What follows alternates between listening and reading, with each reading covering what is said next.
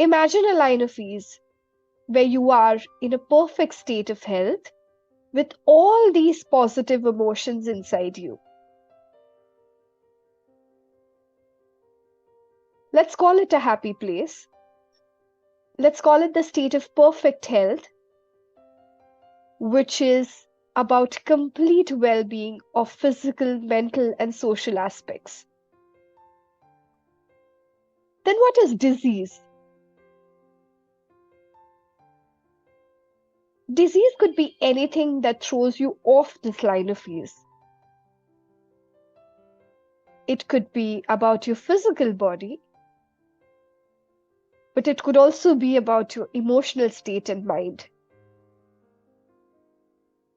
Imagine both of them as two ends of a seesaw, where any change in one would automatically bring a change into another.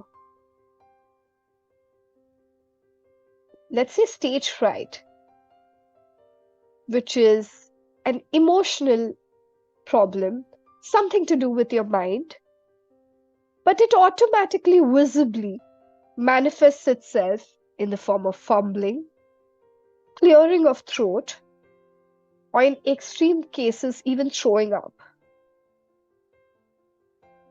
Or it could be something like brief outbursts of anger, which again physically manifests itself in form of heavy breathing, blood pressure, or even chronic asthma.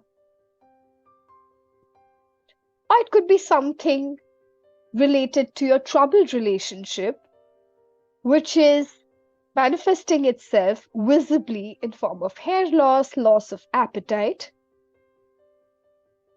or irregular food habits. Or it could be something related to career and work, which physically manifests itself in form of lack of energy, inability to sleep, or everyday anxiety before you step out for work. Or it could be something as extreme as death of a loved one, and the physical, visible manifestations of it could be as severe as a heart attack, chronic depression, which does not leave you no matter what.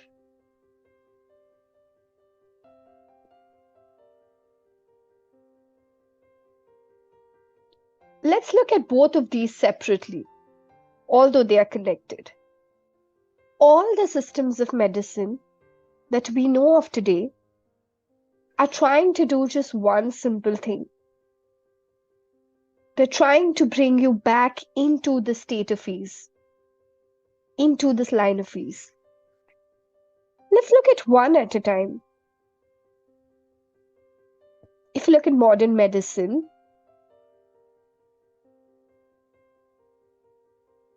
it tries to deal with all the physical symptoms listed here.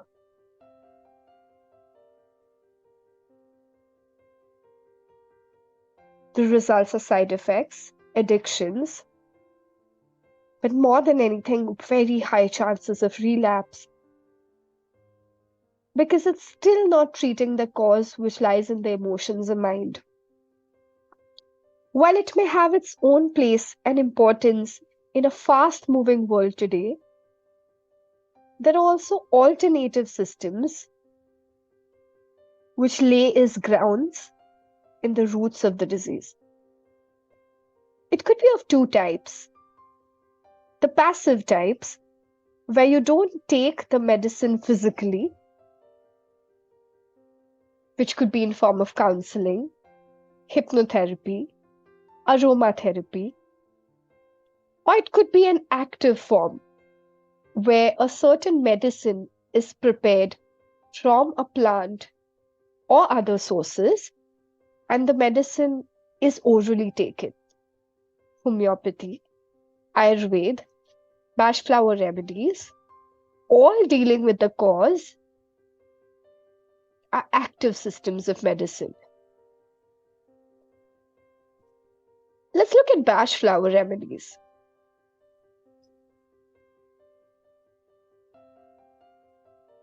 BACH flower remedies work in a very simple way. They're simple to use, with minimum reliance on the practitioner, and through a course of time, a person can start learning and using it for themselves. It's so simple.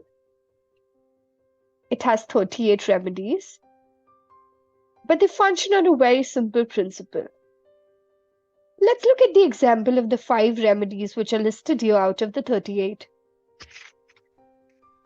Let's look at impatience.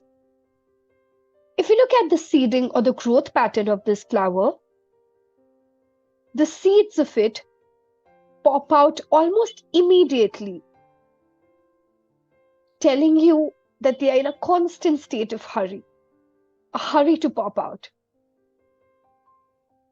a hurry to pollinate, best suited for an emotional state which is to do with the sense of urgency. Any kind of irritation which comes with the slow pace of life, or even people or teammates that you work with, where you want to achieve everything in a short span of time. Taking the remedy doesn't make you different from what you are. It may not necessarily slow you down, but it definitely takes away the anxiety and discomfort that comes with the sense of hurriedness in life. Let's look at walnut.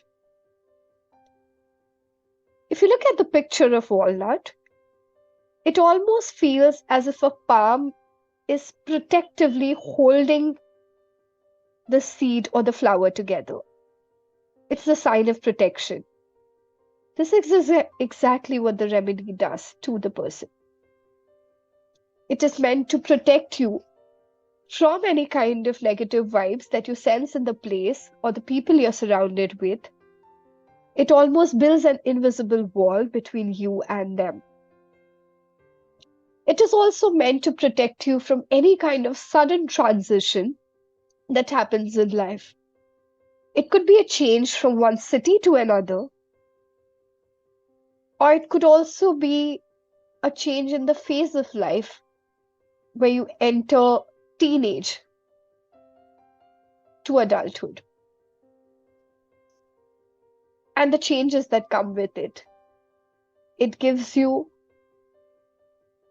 a smooth transition from one phase to another. Similarly, if you look at mustard, a classic remedy for depression, but a depression that is opportunistic in nature, which means that while you're occupied with your daily things to do at work or at your personal front, you might not even feel sad. Maybe you're a very happy person when you're working or when you're occupied. It's only when you are free mentally, the depression comes into your conscious state and you feel gloomy for no reason. If you look at mustard, it grows in that type of a type of site which is barren, a soil which is inactive for years, and mustard takes over. Same as for century, grows on the footpath where people literally walk over it. Best suited for people whose niceness is misused at every point.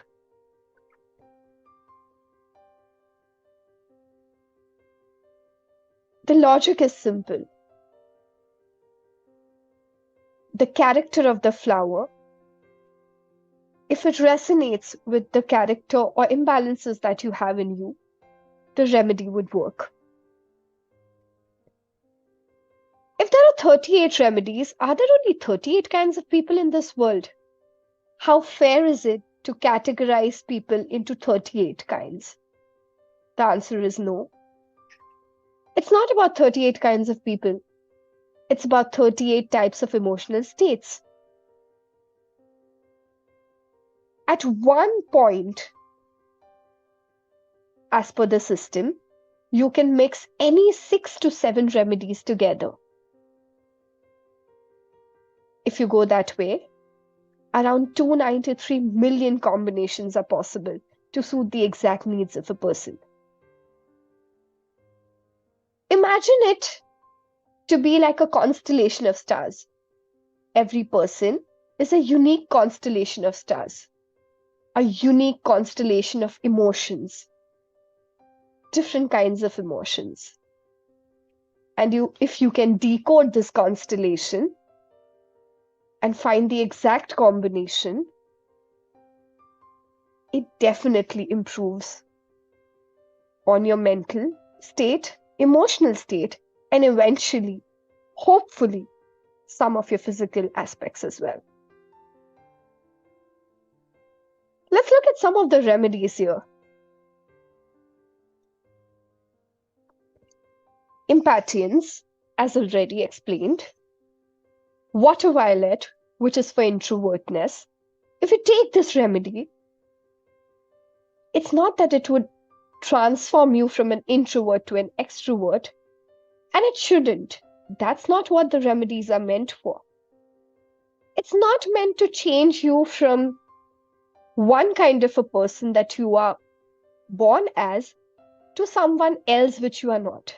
But what it does is, it just takes away the lack of opportunities that come along with introvertness. Let's say you are in office and there's a social get together in the office, and you are expected to conduct yourself in a certain way just to socialize and build your network. You know it's essential for you, but you can't do that because people make you uncomfortable. Taking this remedy will still keep your introvertness intact, but would then make you comfortable with situations where you are expected to step out of your comfort zone. You look at Heather. Heather's for self-obsession, almost kind of attention-seeking nature, where a certain person has this quality or imbalance in them where they make everything just about themselves. Probably they don't even realize, but that kind of narrative may exhaust the other person. Slowly and eventually, this keeps on going, leading to loss of friends, loss of social life, ultimately leading to people ignoring them, ultimately leading to loneliness. You look at Aspen. Have you ever gone on a road or a bike ride or a drive at an unknown road and realized that something about it is making you uncomfortable? It's inducing fear in you. You're scared of something, but you can't name what. When your fears are of those kind, where you can't name what has gone wrong, that's Aspen. Look at Mimulus. It's all kinds of known fear. Fear of dogs, fear of cockroaches, fear of insects, fear of heights, fear of water. All sorts of fear that you can name are all dealt with by Mimulus. Look at red chestnut. It's the kind of fear which almost all mothers have for their child. Over concern for others. Fear of, will my child reach safe from the school to home? Will my child perform well? Or it could also be a fear in one friend for the other. For any reason. That's what is red chestnut. Look at cherry plum and rock rose. Both address fear, which is extreme and sudden in nature. Look at crabapple. It deals with inferiority complex associated with appearance.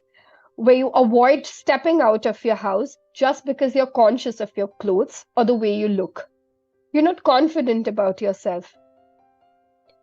Elm is for temporary loss of confidence, which comes or hits you due to overwhelming nature of your work. These kind of people usually are very capable. They take on a lot of responsibilities on themselves. Their peers totally trust them and put more responsibilities on them because they are reliable. Eventually, they break under that load. And that's when Elm comes handy to gather yourself back, finish what has to be done, or reject what can't be done, and bring back balance to your life. Look at Larch. Larch is for fear of failure. In other words, lack of confidence. Have you imagined yourself in front of 1,000 people delivering a speech? And how your lack of confidence just makes you fumble or forget the content which you have revised over and over and over again. Larch can take care of that kind of lack of confidence. Oak is for people who push themselves beyond the point of exhaustion without even realizing that. They are people who get carried away with work, people who feel guilty when they oversleep, in spite of having time in hand. Pine is for any kind of guilt. Star of Bethlehem, the most beautiful remedy of the 38 remedies, is for any kind of emotional shock, like death of a loved one. Sweet chestnut, for someone in a complete state of mental anguish, where all the doors of any hope seem closed and it seems like the last day of life. But sweet chestnut will bring that hope back. Willow is for resentment. It's for inability to participate in others' happiness. Have you ever faced a situation where everyone around you is either moving abroad or grabbing the best opportunities at work, but you are the only one who's left out? You start questioning yourself. You want to participate and feel happy for your peers, for your friends, whom you love so much. But in spite of that, you can't feel happy because you feel that everyone's progressing, but what about me? Poor me. You feel like a victim to life. That's when Willow pulls you up. But there are everyday remedies as well. Like there's a remedy for Monday morning feeling where you're perfectly rested, but you just don't feel like starting the work. That's when Hornbeam comes handy. Wild Rose is for indifference, lack of interest in life, where you're taking life as it comes, but you're neither sad or happy about it. You're just living, not living. You're just surviving. It brings back that interest in your life. Olive is for any kind of physical or mental exhaustion, most probably after an event. It could be nursing someone in your house. It could be going on a very long work trip, coming back completely exhausted. You're mentally so exhausted that you don't want to do anything more. That's when Olive restores your energy back to normal. You also have remedies which take your attention away from the present. Honeysuckle is a remedy when someone's living in the past, watching the same movie again and again, and losing interest in the present. That's when honeysuckle comes handy. Clematis is for people who live in the future. They keep planning about what they want to do in their life, or they keep planning about how they want to die. But they forget to realize the present is what matters. Chestnut bud is to break a pattern in your life. Have you faced a situation where you attract the same type of romantic partner over and over again, in spite of knowing that they are not suitable for you? Do you end up doing the same mistakes again and again? Like forgetting to turn off the geyser almost every day. That's when chestnut bud comes handy. It stops you from repeating the same mistakes again and again. Look at white chestnut. It's for any kind of loop thoughts which just chase you everywhere, which almost refuses to leave your mind. It could be thoughts of worry. It could be certain thing that has hurt you, but plays like a loop and almost takes away your sleep. That's what white chestnut is for. There are also remedies for pessimism. Gentian, which is for mild kind of pessimism or discouragement or setback. Gorse is for complete loss of hope, where it's so intense that you don't even want to try to improve. Mustard, as already explained, is for an opportunistic kind of depression.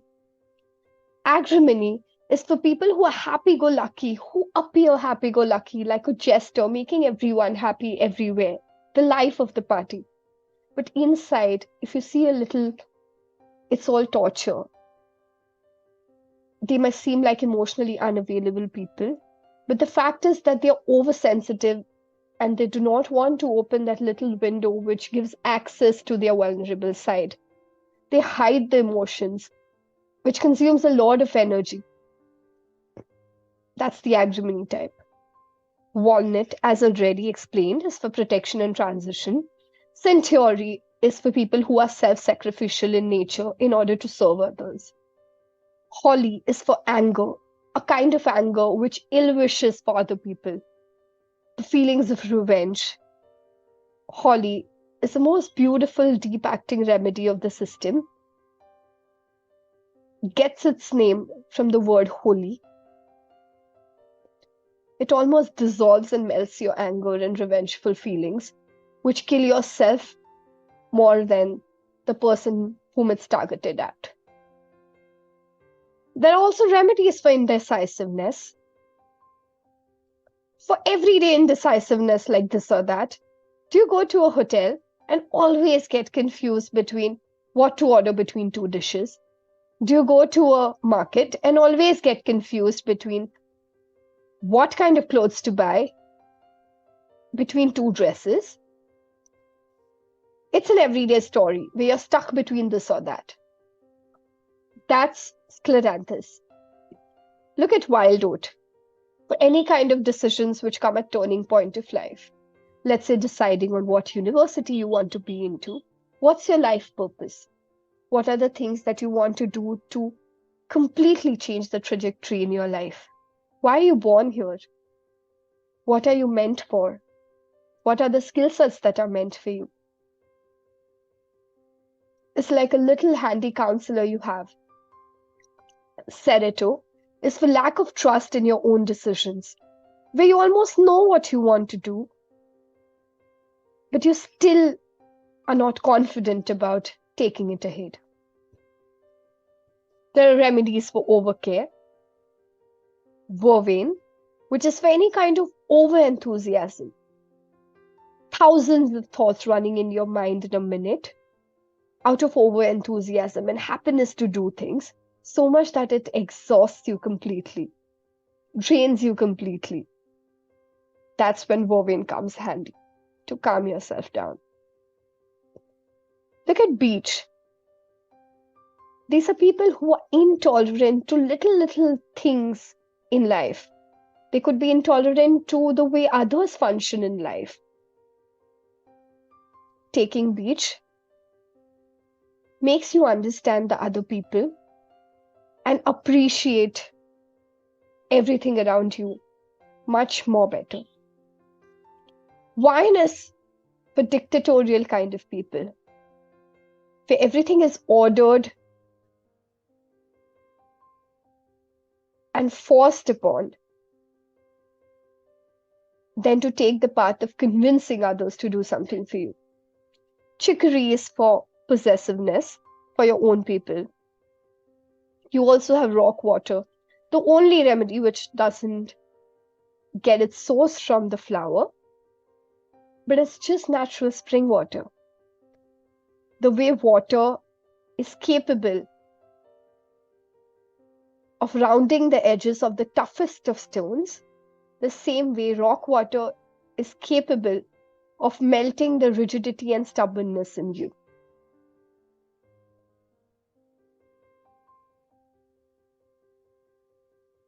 If the system is so simple, why do you need a batch practitioner? The answer is application is simple, identifying your emotions is difficult. These are simple remedies, but there are many similar remedies as well, with very subtle differences. And above anything, the longest project that you have taken in your life is to know yourself. It's a journey, it's a process, but it's very difficult. But once you learn that, using the remedies almost becomes like breathing.